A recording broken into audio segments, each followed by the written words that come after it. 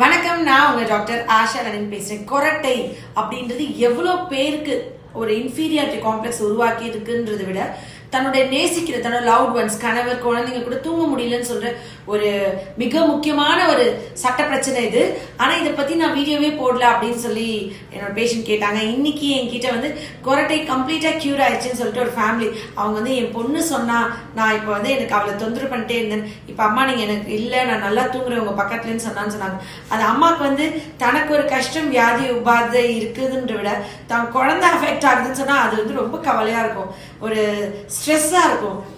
இன்னொருத்தவங்க நீ கொரட்டை விட்டுறேன்னு கேலி பண்ணும் போது இருக்கிற இன்ஃபீரியாரிட்டி காம்ப்ளெக்ஸ் விட குழந்தைங்க பாதிக்கிறாங்கன்னே ஒரு அம்மாவுக்கு தாங்கிக்கவே முடியாது. இன்னைக்கு அவங்க அந்த சந்தோஷத்தை என்கிட்ட ஷேர் பண்ணாங்க. அதுக்காக ஹோமியோபதியில ஒரு சூப்பர் மருந்து இருக்குங்க, நிறைய மெடிசன் இருக்கு. பட் நீங்களா ஒரு பக்கத்துல இருக்கிற குவாலிஃபைடு ஹோமியோபதி டாக்டர் கிட்ட போயிட்டு கேலி சல்ஃப் அப்படின்ற மெடிசனை வந்து வாங்கிட்டு டெய்லி 3 வேளை சாப்பிட்டுட்டே வந்தீங்கன்னா அவங்க டோசேஜ் உங்களுக்கு எவ்வளோ தேவையில்ல டாக்டர் சொல்லுவாங்க. நீங்களாம் செல்ஃப் மெடிகேட் பண்ணிக்காதீங்க. சாப்பிட்டே வந்தீங்கன்னா கொஞ்சம் ஒரு 3 மந்த்ஸ்க்குள்ள கொரட்டைன்ற விஷயமே நீங்க விடலை.